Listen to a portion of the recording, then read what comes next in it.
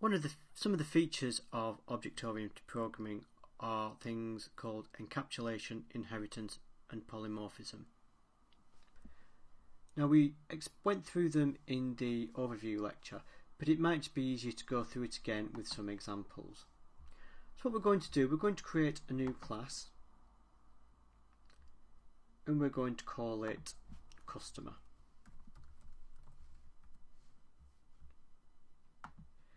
Now, our customer class, it's going to have a customer ID,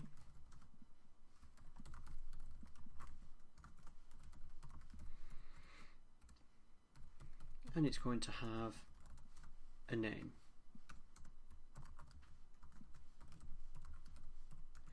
Now, this shows encapsulation. What we're saying is, because name is relevant to a customer and the customer ID is relevant to the customer, we want to encapsulate them within that object. Let's say we wanted to be able to update the name. So if we were to have a method called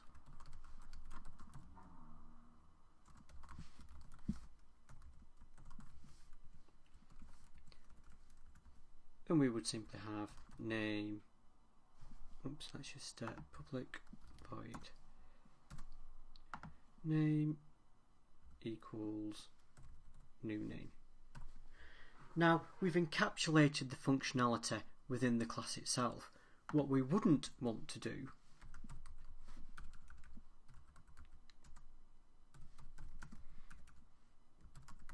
is encapsulate it elsewhere. So for example, we wouldn't have void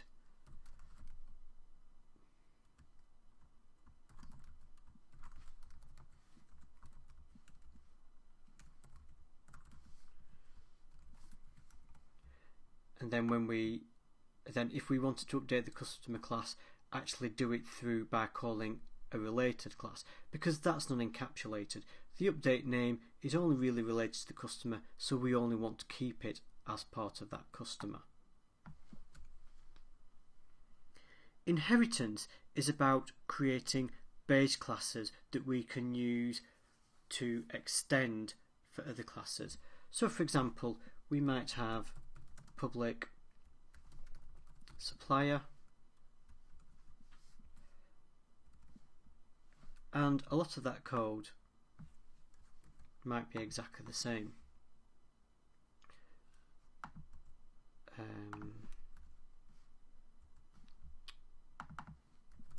Class supplier,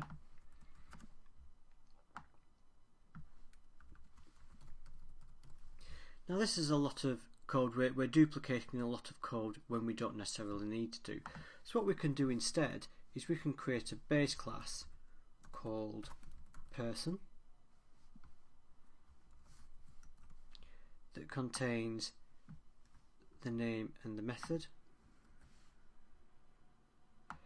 So what we can then do here is we take those out and we can make these implement or inherit from the person base class by doing colon and then person. If we just make these public, and then we can see this easier in action.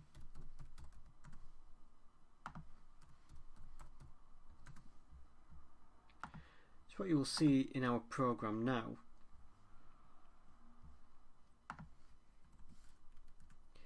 is if we create a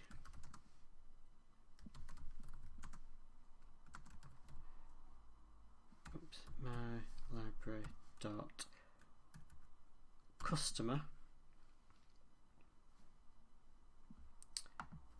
new my library customer, what we'll see is that we've got a customer ID and a name and an update name, despite the fact that actually the update name and name were not specified in either customer or supplier ID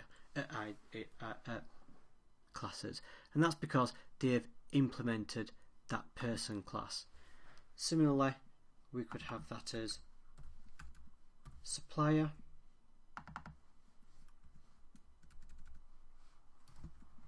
and again we can access all the same properties. Now, if we were to actually instantiate the person object,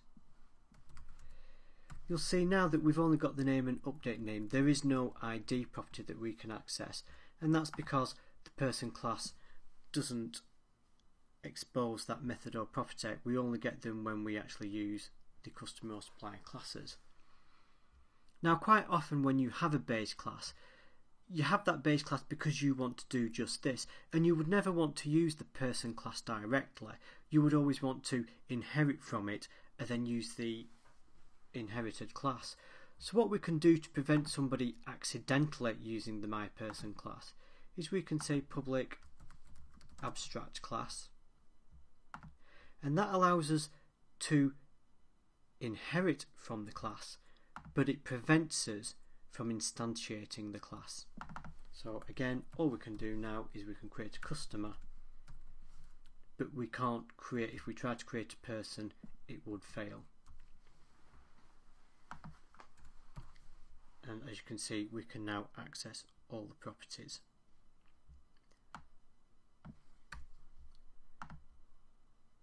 So that's inheritance. The other item we mentioned was polymorphism. Now, polymorphism is about being able to define the properties and the methods without actually implementing them. The idea being that we might want to have two implementations that implement something in a different way, but are in effect the same, use the same methods and signatures. And again, the example we used was a calculator. So let's create a calculate class.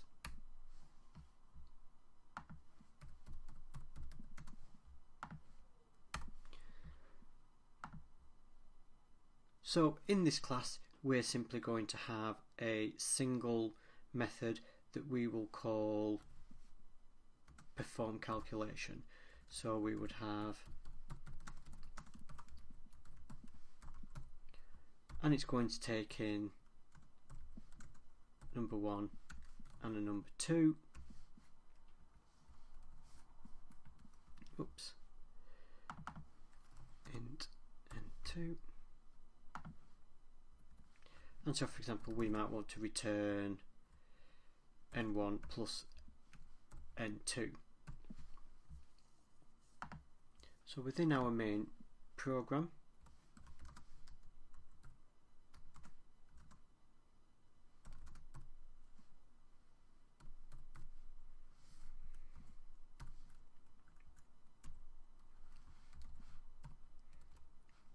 we want to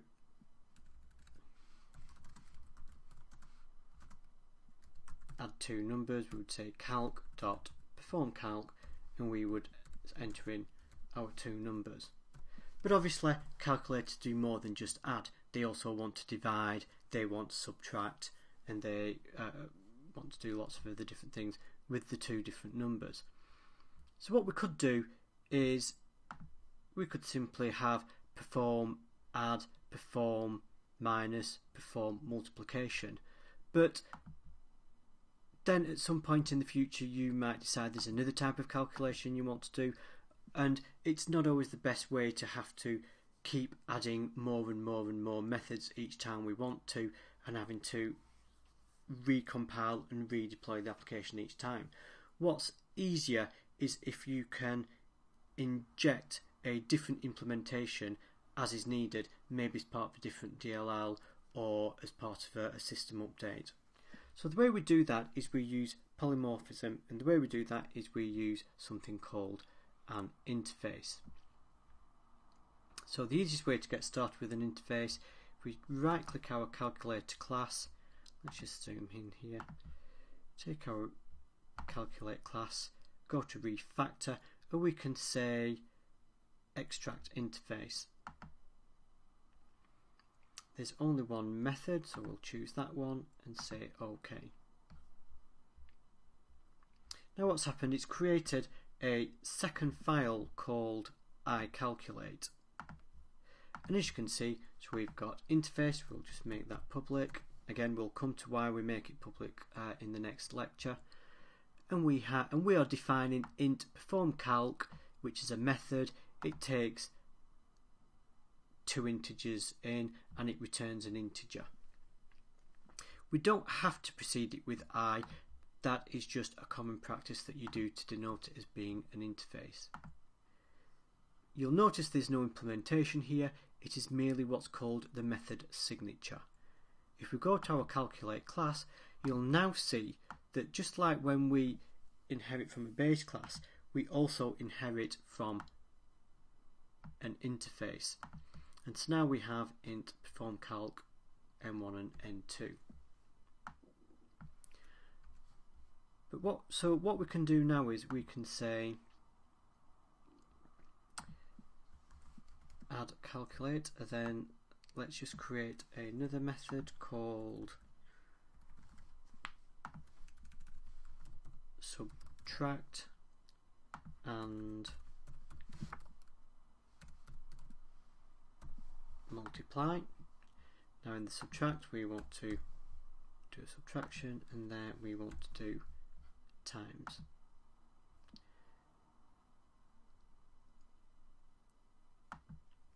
Now within our main program, when we define our object we want to use, we say my library.I calculate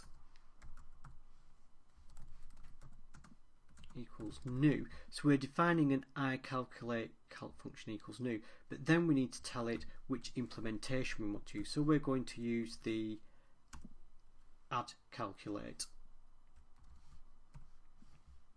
Actually, we'll call that the add function, and then we'll do the same again.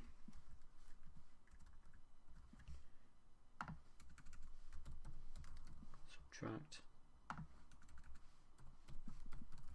So in each case we're using the same interface but a different implementation.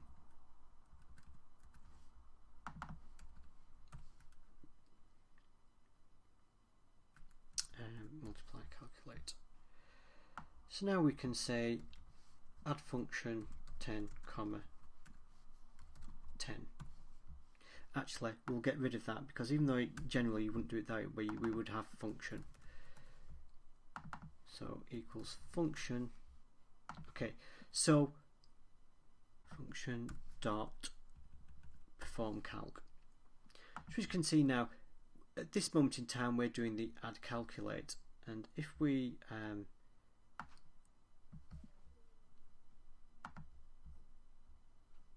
just output that result,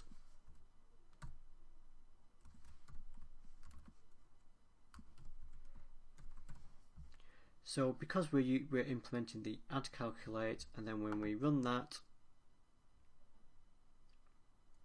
it outputs 20.